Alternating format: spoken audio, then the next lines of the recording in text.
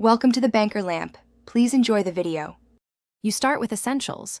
Power the DX7 and set a quiet amp level. Plug MIDI only if saving externally. Once done, initialize the patch by selecting a program slot and pressing the Edit plus Initialize sequence. This gives you a predictable carrier state. You do this because a blank baseline prevents hidden algorithm interactions. Next, set operator 1 output and frequency ratio to 1:0:0 so you can hear fundamental changes immediately. Make sure to disable pitch EG modulation for clean testing.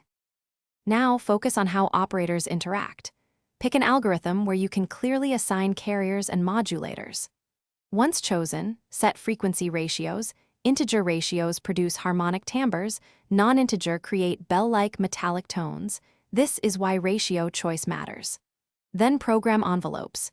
Use short attack and medium decay for percussive hits, long release for pads. You should also assign velocity sensitivity to amplitude or EG depth, so performance affects tone. That control makes patches responsive and musical. Finish by balancing levels. Tweak each operator output and feedback to sculpt brightness and warmth. Feedback adds harmonic complexity quickly, so increase in small steps.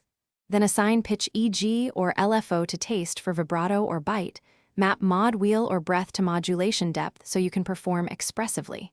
Finally, save the patch to an internal program slot and send a MIDI SysX backup if available. If sound is missing, check algorithm routing first. Often a carrier is set to 0 output, so increase it. Thanks for watching. If this was helpful, leave a like and consider subscribing. See you next time.